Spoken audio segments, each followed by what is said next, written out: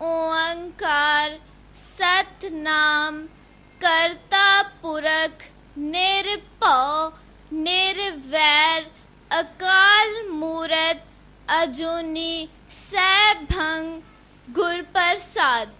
श्री गुरु ग्रंथ साहिब जी दी पावन अते निੱਘੀ गोद दा आनंद मान रही गुरु रूप प्यारी साध संगत जी फतेह प्रवान करने। वाहिगुरु जी का खालसा वाहिगुरु जी की फतेह। आज मैं आप जी दे सामने लैक्चर पेश करन जा रही हाँ। मेरे लैक्चर दा विषय है अज दे युग विच इस्त्री अते गुरमत। इस्त्री किसी भी परिवार दी रीढ़ दी हड्डी हुंदी है, इसलिए जिस भी घर विच इस्त्री कमजोर हो जाएगी तो घर भी कमजोर ते रोगी हो जाएगा। इस पक्षों अजोका सिख समाज उदासी स्थिति विचों लंघ रहा है। इसका कारण सिख हिस्ट्री दा बहु गिनती दा भी बहु पक्षां तो कमजोर होना है। इस कमजोरी दा कारण सिखी संकल्प नहीं सगों नाल दे गवांढी समाजां तो आईयां कमजोरियां हन। फिर मर्द प्रधान समाज अते इस्त्रियां दे समाज विच अपनी महत्ता तो अणजाणता भी इसे दे कारण ही कहे जा सकते हैं। हालांकि गुरमत विच इस्त्री दा दर्जा अते महत्ता बाकी समाजां नालों किते वध है। कई बारी तां इंज प्रतीत हुंदा है कि एक इस्त्री ही किसी भी परिवार नूं शक्तिशाली अते अगांह वधाउण हित एक आगू की भूमिका निभाउंदी है।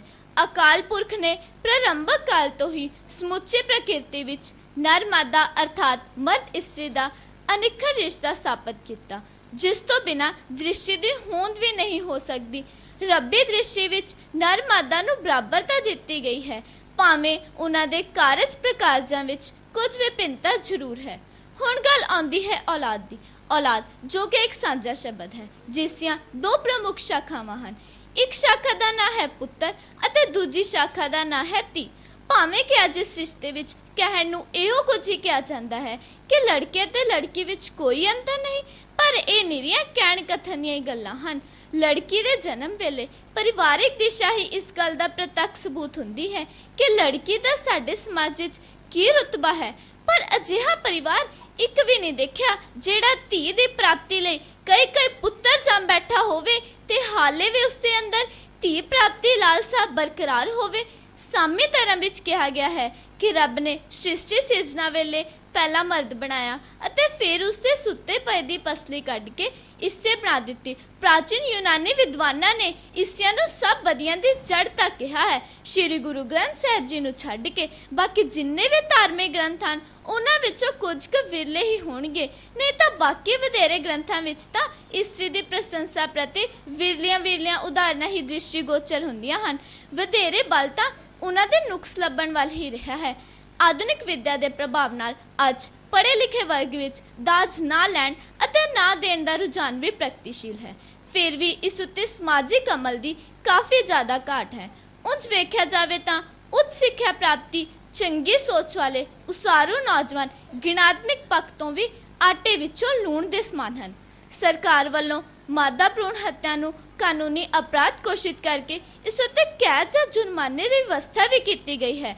पर जेकर लोकां दी मानसिकता नूं बदलण अते अजिही कुरीति विरुद्ध क्रांति लियाउण लई कोई व्यवस्था जां लहर सार्थक रोल निभा सकती है तां ओह केवल गुरमत सिद्धांत ही है।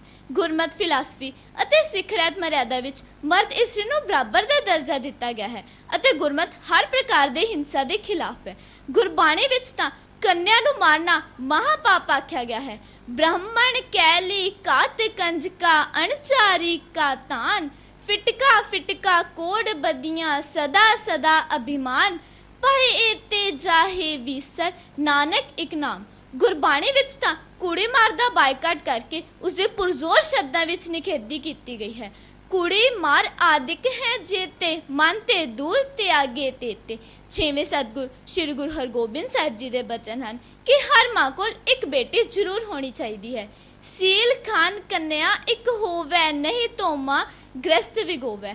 मनुखी मन विच परंपरागत हो चुकी इस मंदी सोच के इससे प्रति घृणा के विरुद्ध उच्ची आवाज उठाने वाले महान क्रांतिकार सन श्री गुरु नानक देव जी। श्री गुरु नानक देव जी ने धार्मिक कट्टरपंथियां जोगियां मुलाणियां काजियां नूं जोर दे के कहा कि ਉਹ ਇਸਤਰੀ ਦਾ ਸਨਮਾਨ ਕਰਨ। ਰਾਜਿਆਂ ਦੇ ਮੂੰਹ ਤੇ ਕਰਾਰੀ ਚੋਟ ਮਾਰਦਿਆਂ ਗੁਰੂ ਜੀ ਨੇ ਆਖਿਆ ਕਿ ਆਪਣੀ ਮਾਂ ਜਨਮਦਾਤੀ ਨੂੰ ਕਿਉਂ ਮਾਰਦੇ ਹੋ, ਉਸ ਨੂੰ ਬੁਰਾ ਕਿਉਂ ਆਖਦੇ ਹੋ।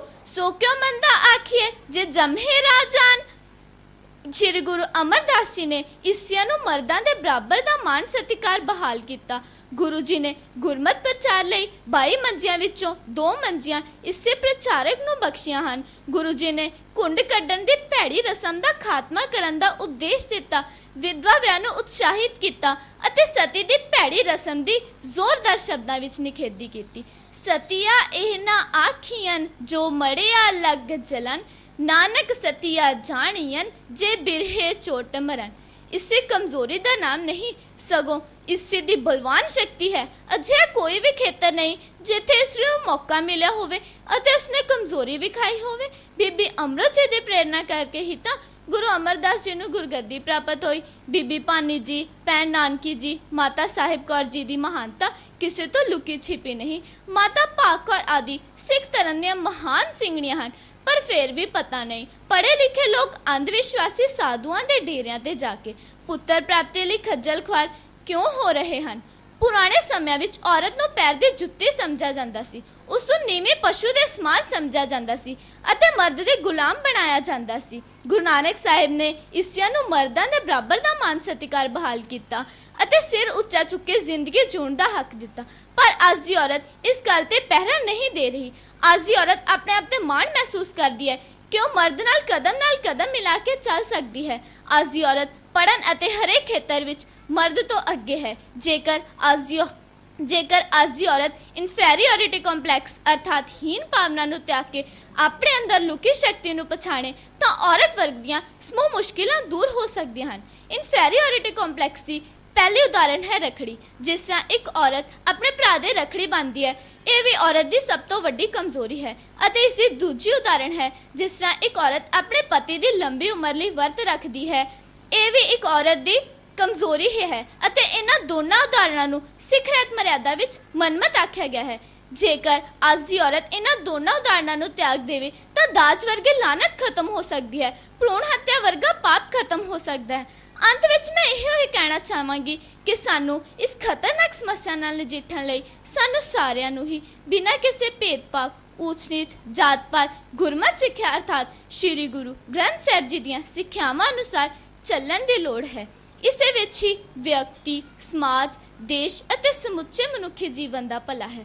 ਇਸ ਲਈ ਮੇਰੀ ਸਿੱਖ ਬੀਬੀਆਂ ਨੂੰ ਬੇਨਤੀ ਹੈ ਕਿ ਆਓ ਨਿਰਭਉ ਅਤੇ ਨਿਰਵੈਰ ਹੋ ਕੇ ਜੀਵਨ ਖੁਦ ਸਵਾਰਨ ਦਾ ਯਤਨ ਕਰੀਏ ਤਾਂ ਕਿ ਇੱਕ ਔਰਤ ਆਪਣੀ ਹਿਫਾਜ਼ਤ ਖੁਦ ਕਰ ਸਕੇ ਅਤੇ ਸੱਚੀਆਂ ਸੁੱਚੀਆਂ ਕਦਰਾਂ ਕੀਮਤਾਂ ਵਾਲੇ ਸਮਾਜ ਦੇ ਨਿਰਮਾਣ ਵਿੱਚ ਆਪਣਾ ਯੋਗਦਾਨ ਪਾ ਸਕੇ। ਸਾਡੇ ਸਮਾਜ ਵਿੱਚ ਇੱਕ ਹੋਰ ਪਾਪ ਪ੍ਰਚਲਿਤ ਹੈ, ਉਹ ਹੈ ਭਰੂਣ ਹੱਤਿਆ। ਮੇਰੇ ਵਿਚਾਰ ਅਨੁਸਾਰ ਕੁੜੀ ਮਾਰ ਅਰਥਾਤ ਮਾਦਾ ਭਰੂਣ ਹੱਤਿਆ ਦੀ ਪ੍ਰਵਿਰਤੀ ਦੇ ਪ੍ਰਚੰਡ ਰੂਪ ਨੂੰ ਠੱਲ ਪਾਉਣ ਲਈ ਗੁਰਬਾਣੀ ਅਨੁਸਾਰ ਜੀਵਿਆ ਅਮਲੀ ਜੀਵਨ ਹੀ ਮਨੁੱਖੀ ਸੋਚ ਅਤੇ ਪਰੰਪਰਾਗਤ ਨੀਵੀਂ ਮਾਨਸਿਕ ਭਾਵਨਾ ਨੂੰ ਬਦਲਣ ਵਿੱਚ ਸਹਾਈ ਹੋ ਸਕਦਾ ਹੈ। ਇਸੇ ਲਈ ਹੀ ਵਾਰਿਸ ਸ਼ਾਹ ਵਰਗਿਆਂ ਦੀਆਂ ਕਲਮਾਂ ਇਹਨਾਂ ਧੀਆਂ ਦੀ ਜ਼ੁਬਾਨ ਬਣ ਕੇ ਸਮੁੱਚੇ ਵਿਸ਼ਵ ਨੂੰ ਝੰਜੋੜ ਕੇ ਹੋਸ਼ ਵਿੱਚ ਲਿਆਉਣ ਲਈ ਪ੍ਰੇਰਿਤ ਕਰਦੀਆਂ ਹਨ। ਅੰਮਾ ਬਸ ਕਰ ਗਾਲੀ ਦੇ ਨਹੀਂ, ਅੰਮਾ ਬਸ ਕਰ ਗਾਲੀ ਦੇ ਨਹੀਂ, ਗਾਲੀ ਦਿੱਤਿਆਂ ਵੱਡਾ ਹੀ ਪਾਪ ਆਵੇ। ਨਿਉ ਰੱਬ ਦੀ ਪੁੱਟਣੀ ਬੜੀ ਔਖੀ, ਧੀ ਮਾਰਿਆਂ ਬੜਾ ਹੀ ਸਰਾਪ ਆਵੇ। ਫਿਰ ਐਵੇਂ ਨਾ ਤੂੰ ਝੂਰ ਬਾਬਲਾ, ਫਿਰ ਐਵੇਂ ਨਾ ਤੂੰ ਝੂਰ ਬਾਬਲਾ, ਤੇਰੇ ਪੁੱਤਾਂ ਵਰਗੀ ਧੀ ਮੈਂ, ਤੇਰੇ ਪੁੱਤਾਂ ਵਰਗੀ ਧੀ ਮੈਂ। ਵੇਖ ਲੈਣ ਦੇ ਦੁਨੀਆ ਮੈਨੂੰ, ਵੇਖ ਲੈਣ ਦੇ ਦੁਨੀਆ ਮੈਨੂੰ, ਮੈਂ ਵੀ ਰੱਬ ਦਾ ਜੀ, ਮੈਂ ਵੀ ਰੱਬ ਦਾ ਜੀ। ਵਾਹਿਗੁਰੂ ਜੀ ਕਾ ਖਾਲਸਾ, ਵਾਹਿਗੁਰੂ ਜੀ ਕੀ ਫਤਿਹ।